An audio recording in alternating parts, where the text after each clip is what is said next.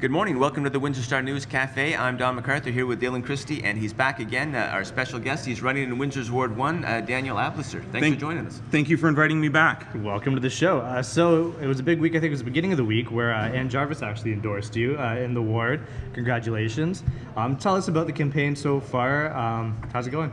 The campaign's going great. I was really happy to see Ann Jarvis's article and endorsement of me. That was great to see. It's always a challenge as a new candidate to get your name out to the masses. The mayoral candidates and some of the incumbents and people who've run before have a bit easier a time getting their name out because they've run before. And so for me as a first-time candidate, it's always a challenge. So speaking to Ann Jarvis and getting comments from her and from other people in the Star and in the media and in the community is very helpful to getting my name out there, because my view is if people take note of me and if they speak to me and if they review my platform on my website or on my Facebook page, then I'm confident that they'll like what they see. But the first step is to get them out to see what's out there. So I was really happy to see that. In terms of the campaign, it's going fantastic. I'm having a great time speaking to residents, speaking to the community, discussing issues. I'm getting really good feedback. The other thing that I find is I'm enjoying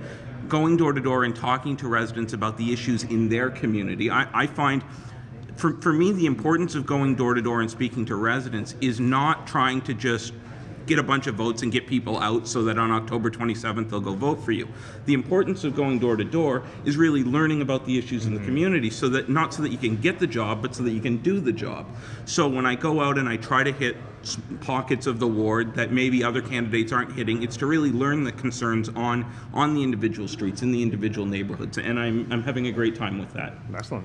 Okay, now Chris Vanderdolen, he offered up his endorsements as well, and he went for Fred Francis, who's running in Ward 1. And to a certain extent, I mean, he almost has, he's got the name, so he has that incumbent advantage in the sense that people might see Francis and just sort of check that box reflexively. Are you worried about that, or do you think you got him trounced? I'm not worried about that.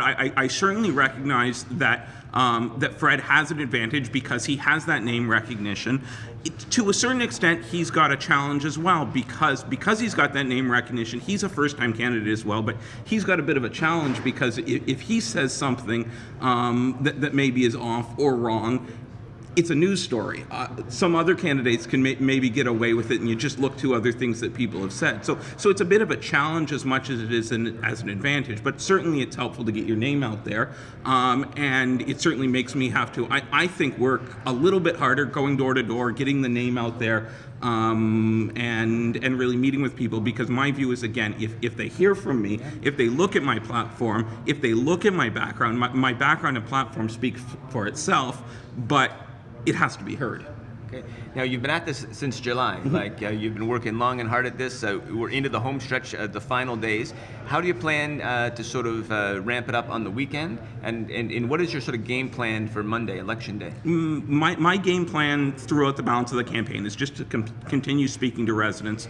So it's going to be continuing going door to door. I hope that if residents have any questions, and I've been getting a number of calls and emails from residents on issues that are of concern to them, and I always try to take the time to respond to them by email or speak to them on the phone. I'm happy to speak to anyone. Give me a call, and I'll hopefully pick up the phone if I'm not at someone's door. If not, leave me a message and I'll call you back. Let me know what time I can call till. I'm happy to call you, at 1 in the morning if that time works for you. I'm happy to speak to you at any time. So really it's just continuing to speak to residents, to continue to learn the issues, to understand the job if I'm elected, and to understand the concerns of residents. Excellent. Well, being towards the end of the campaign right now, it gives you an opportunity to look back and reflect on how things have gone. Is it everything that you expected? Is there anything you would change?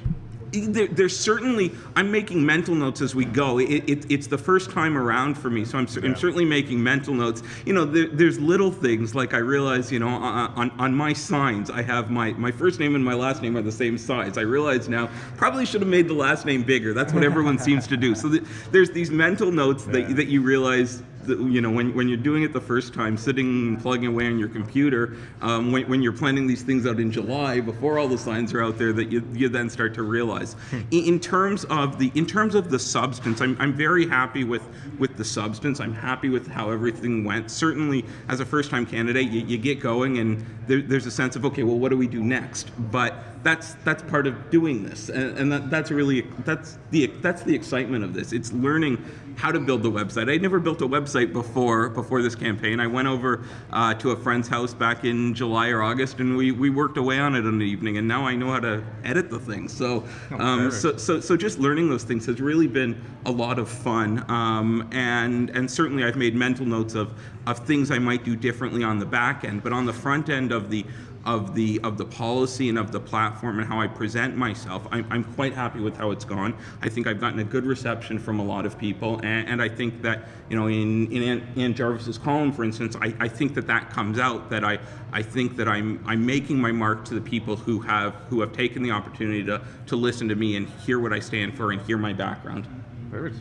Okay, final pitch, 30 seconds.